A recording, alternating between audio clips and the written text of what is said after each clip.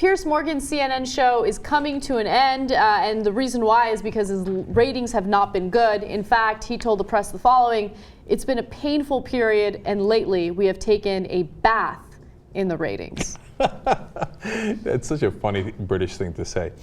Okay, so now David Carr wrote a piece about this in the New York Times, explaining what the troubles are, and everybody's copying the same talking points. Oh, he's British, and Americans don't like British, except for Simon Cowell, who's on the most popular show, or was built and was on the most popular show in America, called American Idol. To be fair, I think that that's a bad way of comparing things, because Simon Cowell wasn't doing criticism on American culture. Simon Cowell was doing criticism on terrible singers. So, which is, by the way, a little bit American culture. No, if he was entertaining, people would watch him, whether he's judging music or news. I don't think the Americans go, oh, this British guy, he doesn't know anything, I'm going to turn him off. Look, if you got to be entertaining. And so I'll get back to that in a second. Mm-hmm. Okay, so that's one complaint I don't agree with. The second thing is they keep emphasizing, oh, he was anti-gun, and America loves guns, and that's why he was canceled. That makes no sense whatsoever. Mm-hmm. The entire MSNBC lineup is anti-gun. They do much better. In fact, part of the reason Piers Morgan is not on the air anymore is because Rachel Maddow killed him in the ratings, destroyed him in the ratings. She's also anti-gun. So where's the logic in that? We're anti-gun. We're #1 online news show. I was #1 at 6 o'clock on MSNBC. We were the best show on Current. It's damning with faint praise and all, but we were #1 everywhere we went. What? We're more anti-gun than Piers Morgan is. That's not the issue. And then David Carr at the end intimates that, oh, you know what? It's because he was opinionated, and CNN, that's not CNN's brand. Really, how's that working out for CNN? Because the real answer isn't that it was a problem with Piers Morgan, and I have no opinion on Piers Morgan overall. I've met him once, like for about 30 seconds. I don't like him. I don't dislike him. I have no attachment to him whatsoever. But you got to be fair.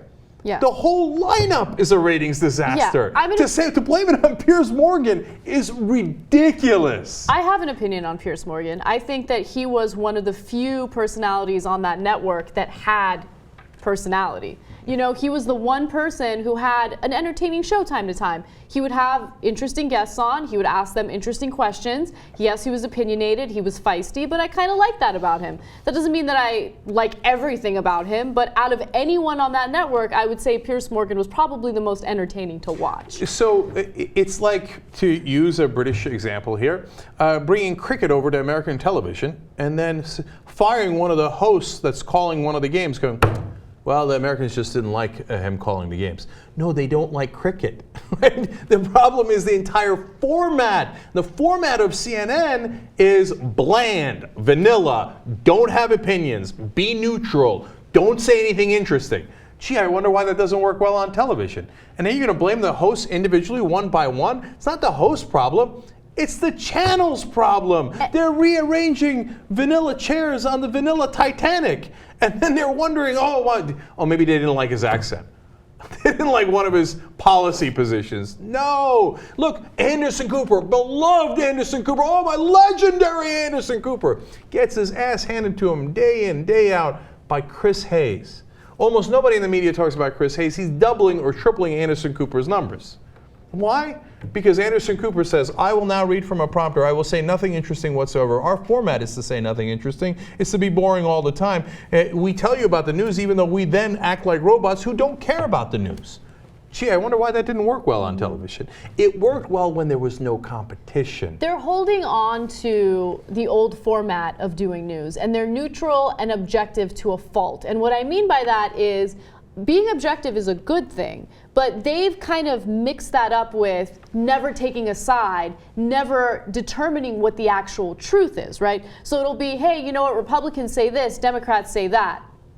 And that's it. And the reality is, with shows like this, we have a bias, right? We have progressive ideology, but at the same time, if the Obama administration does something wrong, we will criticize him for it, much to the dismay of some of our audience members. But that's the way you do the news. You hold authorities accountable. And, when you have a segment called Keeping Them Honest, what you're supposed to do is not only utilize that ideology throughout your entire show, but throughout your entire network, but they're afraid to do that. And they're always obsessed with getting the story first, which, to be completely honest with you guys, Americans don't care about that much, right? They're not like, oh my God, did you guys know that CNN got that story first? And in the process of doing that, they usually get the facts wrong. You're living in 1955, dude. You didn't get the story first. You're never going to get the story first. The reason why it mattered in 1955 to get the story first was because, like, we didn't, oh, somebody got shot. We don't know. Oh, CBS had the story first. Everybody go to CBS and watch it. There's only 3 choices, CBS, NBC, and ABC. If you have the story first, you have 100%